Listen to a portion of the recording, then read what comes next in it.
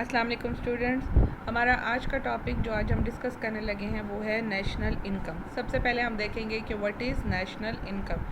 National income is a measure of total market value of the goods and services produced by an economy over a period of time which is normally a year. National income जो है किसी भी economy में एक साल के अरसे के दौरान जितनी भी गुड्स एंड सर्विसेज जिनको हम आउटपुट का नाम देते हैं प्रोड्यूस होती हैं उनकी टोटल मार्केट वैल्यू को हम नेशनल इनकम का नाम देते हैं। नेशनल इनकम की डेफिनेशंस जो है इससे हमें दो बातें क्लियर होती हैं कि national income is the monetary measure, कि हम इसकी जो भी चीज़ गुड प्रोड्यूस हो रही है या सर्विसेज है उनके हम मॉनेटरी वैल्यू जो है वो देखते हैं। और दूसरी चीज़ जो इसमें है वो ये है कि गुड्स एंड सर्विसेज जो हैं they to be counted only once, इनको हम एक दफ़ा काउंट करते हैं। हम यहाँ पर finally produced goods and services लेते हैं, इंटरमीडिएट गुड्स और सर्विसेज को नहीं लेते। ये थी नेशनल इनकम की डेफिनेशन। नेशनल इनकम के कुछ कंसेप्ट्स हैं जिनको अब हम डिस्कस करेंगे। नेशनल इनकम के ओवरऑल ये 6 कंसेप्ट हैं जिनको हम डिस्कस करेंगे। Gross domestic product, gross national product, net domestic product, net national product and per capita income. इनको हम वन बाय वन डिस्कस करते हैं। सबसे पहले आ जाता है gross domestic product. Gross domestic product क्या होती है? ग्रॉस डोमेस्टिक प्रोडक्ट जो है it is the monetary value of all the finally goods and services produced with in the domestic territories of a country during an accounting year. किसी भी accounting year के दौरान किसी भी मुल्क की डोमेस्टिक बाउंड्रीज, उसकी जियोग्राफिकल बाउंड्रीज़ के अंदर जितनी भी फाइनली प्रोड्यूस्ड गुड्स और सर्विसेज होती हैं उनके सम को हम ग्रॉस डोमेस्टिक प्रोडक्ट या जीडीपी का हम इसे नाम देते हैं। GDP is equal to consumption plus investment plus government expenditures plus exports minus imports, जिसको हम नेट एक्सपोर्ट्स का हम इसको नाम देते हैं। जीडीपी को हम दो तरह से मेजर करते हैं, GDP at market price, GDP at factor cost. GDP market price क्या होती है? जीडीपी एट मार्केट प्राइस जो है it includes the final value of goods and services which also includes indirect taxes and it excludes subsidies given by the government. जब हम market price पर GDP को conclude करते हैं तो उसमें हम इनडायरेक्ट टैक्सेस जो है वो उसमें इंक्लूड होते हैं, जबकि गवर्नमेंट की तरफ से दी जाने वाली सब्सिडीज़ जो हैं वो उसमें शामिल नहीं होती। सब्सिडीज़ वो कंसेशन होती है, ये वो रियायत होती है जो गवर्नमेंट प्रोड्यूसर को या कंज्यूमर को प्रोवाइड करती है।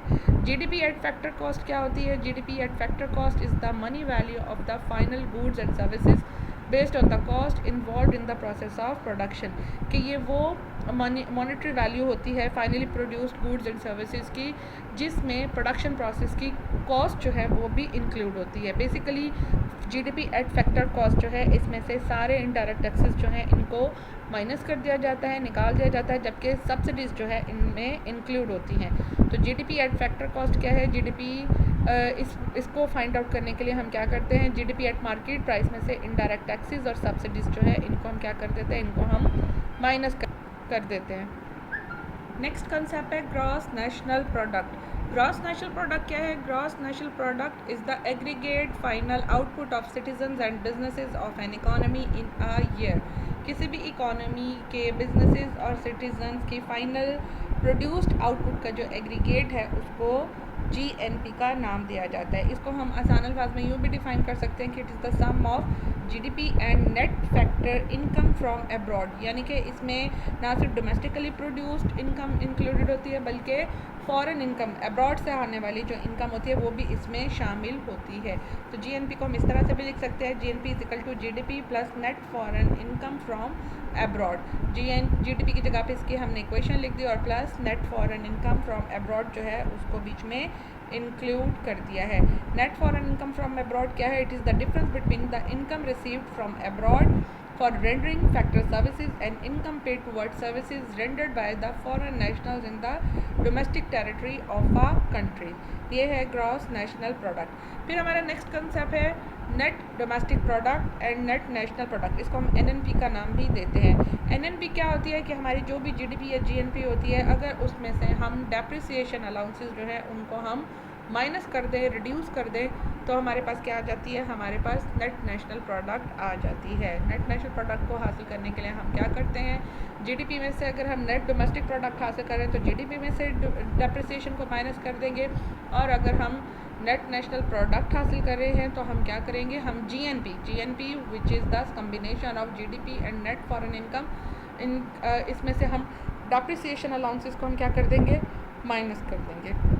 तो NNP is the actual addition to a year's wealth and is the sum of consumption expenditures, government expenditures, net foreign expenditures and investment less यानी कि minus depreciation plus net income earn from abroad. GDP में से depreciation को minus करके net foreign income को बीच में include कर दें तो हमारे पास नेट नेशनल प्रोडक्ट जो है वो आ जाती है। इनकम का जब हम कंसेप्ट पढ़ रहे होते हैं तो इसमें हम दो तरह की इनकम को डिस्कस करते हैं, एक होती है रियल इनकम और एक होती है national income. What is the difference between the real income and nominal national income? What is the difference between the real and nominal income? Nominal income क्या होती है कि अगर हम नेशनल इनकम को करंट प्राइसेस पे, जैसे कि हमने नेशनल इनकम की डेफिनेशन पढ़ी कि it is the market value of finally produced goods and services during a year.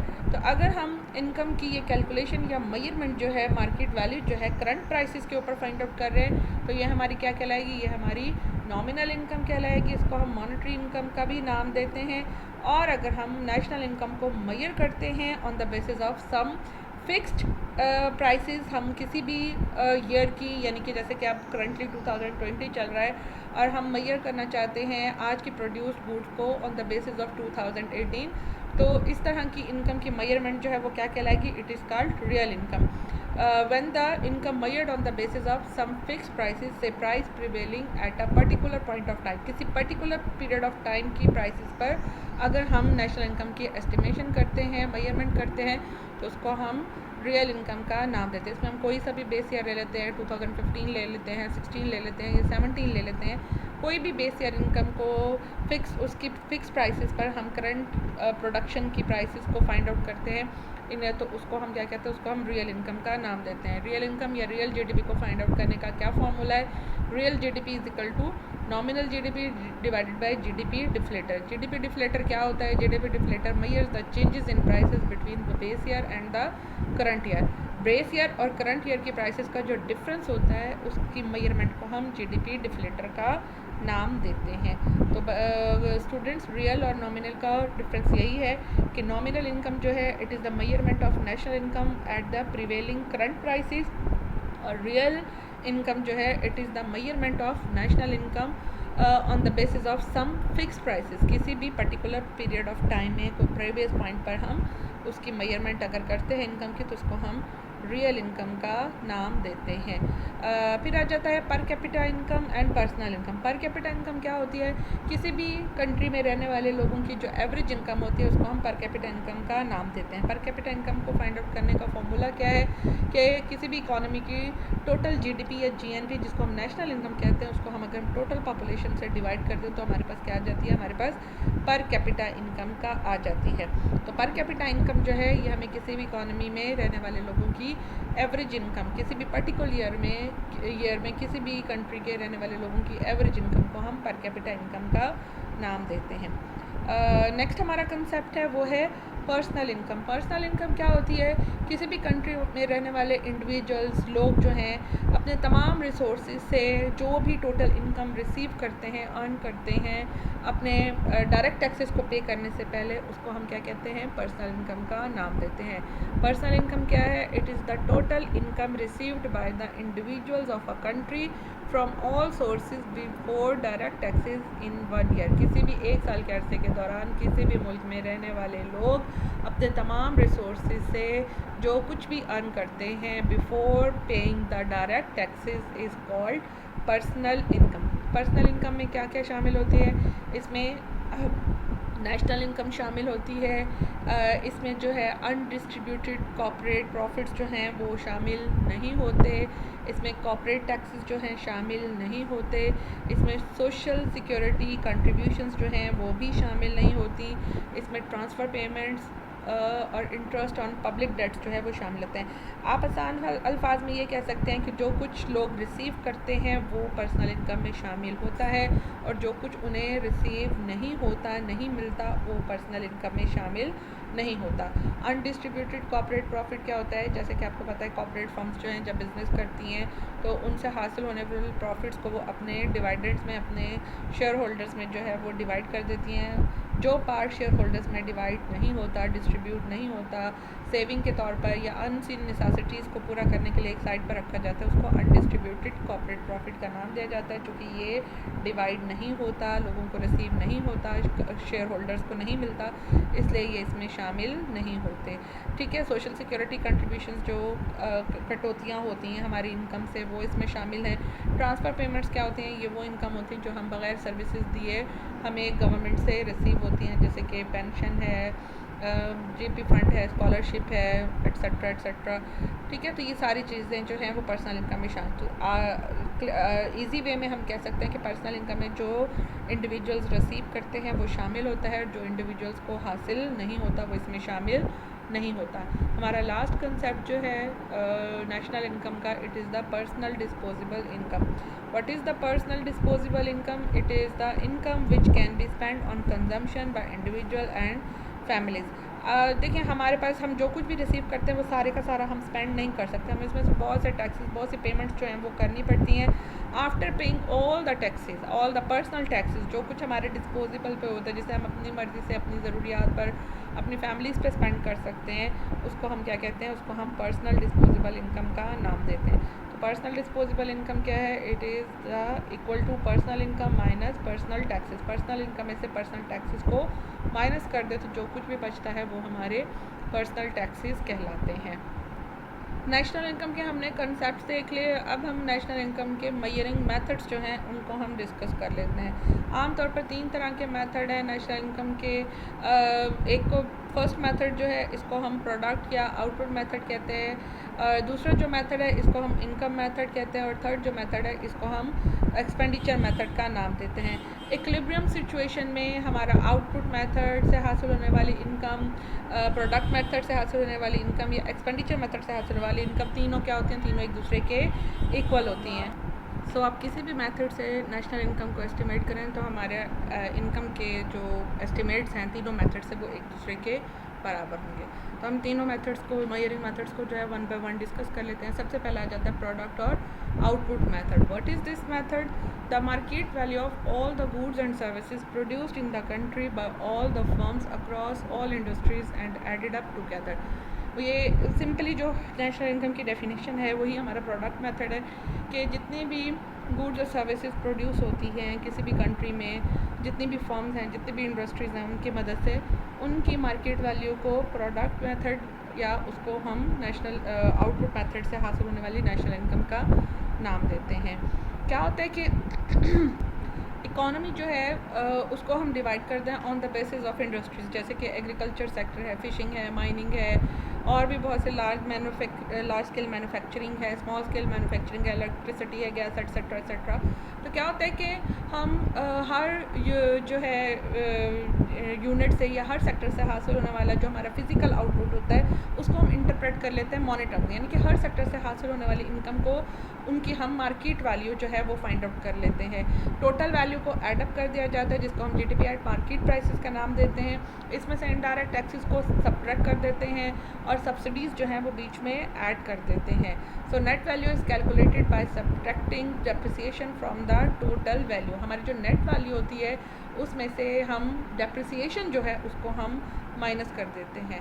तो फिर हमारे पास जो आउटपुट आती है उस आउटपुट को हम उस आउटपुट से हासिल होने वाले एस्टिमेट्स को हम प्रोडक्ट और आउटपुट मेथड से हासिल होने वाली इनकम का नाम देते हैं। इस मेथड से जब हम नेशनल इनकम का एस्टिमेट करते हैं तो इसमें कुछ लिमिटेशंस हैं, कुछ प्रॉब्लम्स हैं, उनको सामना करना पड़ता है, उनका ख्याल करना पड़ता है, या कुछ प्रॉब्लम्स हैं जिनको हमें फेस करना पड़ता है। सबसे पहला प्रॉब्लम जो है it is the problem of double counting, के पास का जो है जब हम गुड्स को सम अप करते हैं, उनकी फाइनल वैल्यूज़ फाइंड आउट करते हैं तो उनकी डबल काउंटिंग हो जाती है, इंटरमीडिएट गुड भी शामिल हो जाती है, प्राइमरी गुड भी शामिल हो जाती है, तो जिसकी वजह से जो है हमारा क्लियर डिस्टिंक्शन जो है वो नहीं रहती between final and intermediate product. तो हमारे इसमें जो सबसे बड़ा प्रॉब्लम आता है वो आता है डबल काउंटिंग का, कि एक चीज़ जो है वो मल्टीपल टाइम्स जो है वो काउंट हो जाती है, इनिशियल स्टेज पर भी, इंटरमीडिएट स्टेज पर भी और फाइनल स्टेज पर भी। दूसरा जो इसका प्रॉब्लम है वो है not applicable to tertiary sector, के this method is useful only when output can be measured in physical terms. ये सिर्फ उस वक्त फ़ायदेमंद होता है जब हम आउटपुट को फिजिकल टर्म में मेजर करते हैं, अदरवाइज़ जो है इस मेथड को हम एप्लीकेबल नहीं कर सकते। थर्ड जो इसका प्रॉब्लम है, it is the exclusion of non marketed product. कि आप देखेंगे बहुत सा काम जो है वो हम अपनी सेल्फ सेटिस्फेक्शन के लिए या अपने ज़रूरत के लिए या अपनी हॉबी के तौर पे करते हैं। तो चूँकि ये जो काम हम अपने लिए करते हैं जिसकी हमें कोई प्राइस जो है वो हासिल नहीं होती, तो इस तरह की एक्टिविटीज़ को या इन सर्विसेज को जो है हम नेशनल इनकम में शामिल नहीं करते।